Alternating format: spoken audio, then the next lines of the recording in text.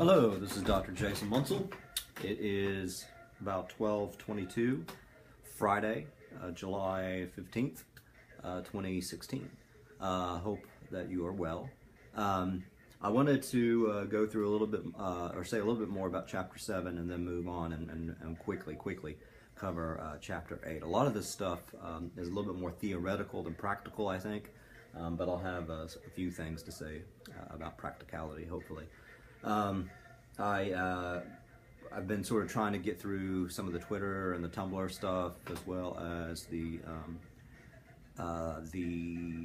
threaded stuff. So just continue to do your work. After this week, we'll only have 3 more weeks left. So, and I'll start covering more chapters next week through these unbelievably savvy online lectures. But please let me know how I can help. The big thing that you need to be doing obviously right now is working on your second paper. So hopefully you are indeed doing that. And again, I'm always happy to read rough drafts. A couple of things that I think are particularly important about Chapter 7 that I don't think I talked about enough. And then moving on into 8, it's a nice segue to 8. This idea of ideology and ideographs. I don't have the PowerPoint yet for this. It was sort of in the last PowerPoint. But in any case, ideology, well, this is what McGee, Michael Calvin McGee says, explains that mass consciousness exists. It must be present or manifest in language. This mass consciousness is called ideology, which is a political language preserved in rhetorical documents with the capacity to dictate, decision, and control public belief and behavior. So ideology is this larger idea. I like the idea, sort of a mass consciousness. If our whole society or culture, if you can think of it in that terms, had a consciousness and thought and had these particular beliefs, values, and attitudes, that's what the ideology would be. We think this way about politics, we think this way about race relations, we think this way about whatever. And then, of course, hegemony, which is covered in the next chapter, is when certain ideologies, are overpower or constrain other ideologies. But the whole idea here of ideographs, these are words, and they can also be pictures, I think, that sort of, he says, they're pregnant with ideological commitment, liberty, rights of privacy, religion. In a sense, these are loaded words. So if you go back to some of the other stuff that we talked about we're telling a story, language intensity. These are intense, tense words themselves. They're powerful words. So one thing to be thinking about, obviously, is how, as persuaders, we could use ideographs, these powerful sort of language that's linked to this larger idea of a mass consciousness, and as a persuadee, be conscious of or critical of when such things are being used, particularly if you think they're being used or marshaled up in a way that is not good. Going back to the ethics, and this whole idea of power. Obviously, we got Foucault and discursive formations. Who has power? Wonder Twin powers activate. Form of a big ice lecture. Form of a big ice baby. I'm not drinking vanilla ice. Is that thunder? I am drinking iced tea. I had to go to the vets to get Finn some more pills because he's on lots of pills. And on my way back, I stopped at that new a taco place called Duck Taco or something like that. Got a fish taco. Wow, that stuff is good. It's over there where the new mill apartment thing is over there in Whaley area, whatever it's called. But in any case, try out those tacos. They're really, really, really good. Remind me of the Taco Boy on Folly. In any case, power is everywhere, not because it embraces everything, but because it comes from everywhere. That makes sense. Power is not something that someone possesses. Instead, Foucault sees power as being present in a network of relationships. Each person in that network influences others in the network of power. Power can come from below or it can come blah, blah, blah, blah, blah, blah. We constantly resist the powers of those who attempt to influence us. Finally, Foucault notes power is sometimes unintelligible. We do not recognize its presence. Basically, power is all around us, and it's. For instance, why are you taking this class? Why do you think education is important? Why do you think education gives you power? It's sort of been it's insinuated, well, more than that, in the fabric of our public discussions of everything. So everything that we think is good or bad or whatever. I mean, and then who is empowered by all that type of stuff. Think about consumer culture, which is the next thing. I mean, who is truly empowered by consumer culture? Are we, the consumers? Probably not. It depends. I mean, obviously, but there's a lot of rich people in the world, and they have lots of. In any case, all right. But I mean, some concrete examples of this are things like power and language, and taking a feminist perspective and how. We've used language in the past, and we still do, that empower men and masculinity. And I put some extra stuff on KC for both a feminist perspective and a Marxist perspective, which I will let you read. But I mean, there's a reason why Dr. Burke is always saying, it's first year, not freshman. It's all about power and language. Freshman sort of implies that a higher education traditionally has been for men, not women, which is wrong. So we have to change the way we talk about stuff. Okay, so that's a look at some of the last part of Chapter 7. Chapter 8, I got a couple new PowerPoints. I don't know if you're going to be able to see these very well. Maybe not. You hear my 80s in the background? God, I miss the 80s. Adulthood sucks. Childhood was not that great. It was awkward. But, that is thunder. Sorry, God. But I love you know what I'm going to do for the rest of the afternoon? It's Friday afternoon. My wife's out of town. I'm going to have an 80s party. I'm going to get my parachute pants on.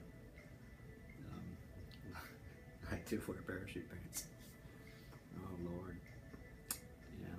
And I got my annuals, my yearbooks. Let's see.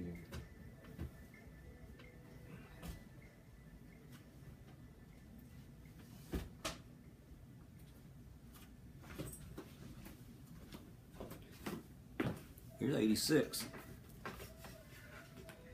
Where am I? Thinking the M's.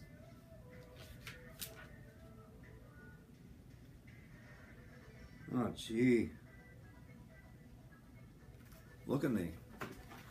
Can you see me?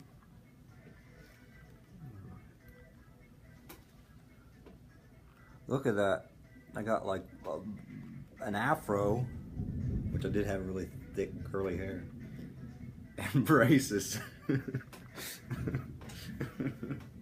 Oh God, that's horrible. Okay.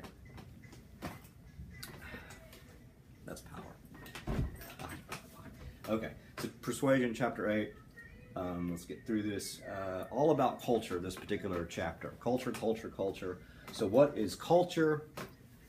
That's huge, right? I mean, some people would say it's very close to ideology. By the way, read those learning objectives. Cigarettes. I'm going to try to start smoking. That's been I love that joke. I can't start. I'm gonna start though with patches and work myself up to a real cigarette. But no, I've never smoked. I never even tried smoking. I have thought about smoking a pipe though, because I think it'd be manly. Okay. So, defining culture. This is what our book says on the page top of page 211. In short, culture refers to the process by which meanings are created in a society of people as well as the products of this process. So it's all about meaning. We will use the term culture to refer to the meaning creation process, and cultural products to refer to the arts, television, blah, blah, blah, blah, blah, blah, blah. So they also talk about popular culture, which is John Fiske, who was a very well-known critic of popular culture, a scholar of popular culture. But all these popular cultural artifacts or products offer us certain beliefs, values, and behaviors. So culture then, from their perspective, is that process of creating this sort of mass sense of certain beliefs, values, and behaviors. What is good and proper? What should we do within a given society or culture? And then, of course, I'll let you read all this stuff about values and cultural values. But yeah, every culture has their own set of values. There are always other values that are, in contestation with one another. Condensation. Never mind. But here's the thing. We know that there are certain mainstream values, and we have mainstream culture in our society. If we can even sort of generalize the United States or the South, hell, I don't know. So the stuff from Spindler and Spindler on the page, bottom of page 212 is important. Mainstream culture refers to the core beliefs, values, and behaviors that have been part of the American dialogue since the beginning. Life, liberty, the pursuit of happiness, all that type of stuff. It does say the dominant culture selects from the available blah, blah, blah. Europeans, African Americans, Hispanics, Asian Americans, Native Americans, and may all be included in the mainstream culture. However, there is a referent class, right? In that narrowest sense, males and European Protestants dominate the referent class. It is in the broader sense. They explain the referent class as an urban, professional, and business population. College educated, increasingly characterized in younger age groups of double incomes, which I don't have. Referent class expresses a certain style, characterized by particular forms of speech, humor, clothing, blah, blah, blah. So basically, again, there are certain values, certain ideas out there that are most prevalent, and those ideas, whoa, that was a big thing of lightning. Can you even hear that? No. But in any case, this is where things like hegemony come in and everything like that. Because there are certain values that are privileged over other values, and that's fine. So, but I'll let you sort of read that. But the long story of it, we live in this sea of the process of culture. We have these cultural products. These cultural products oftentimes sustain the dominant values or the mainstream values in our culture, and therefore dismiss or deny less powerful ideologies. So that's why this is a little bit more theoretical. Culture and conflict. Back to meaning. The whole idea here is, because we have these mainstream values and these certain perspectives, obviously there's always going to be conflict over meaning. And they move back to semiotics and meaning here. And they talk about the Confederate flag, which we all know is very relevant here in South Carolina. It's relevant everywhere. But it tries to go through how certain people can see it as issues of heritage, pride and heritage, and other people see it as oppression. And I think generally the same thing is happening when we look at Black Lives Matter. I'm a strong supporter of the Black Lives Matter. I mean, ideationally. I'm not out there protesting, which I probably should be. It's all of our duty to fight for equality. But what I put, if you want to look at this, I put a couple of new bookmarks / links on KC. One goes straight to the Black Lives Matter official organizational website that talks about why, what they stand for and everything like that. And then I also have a clip from CNN where former Mayor of New York, Giuliani,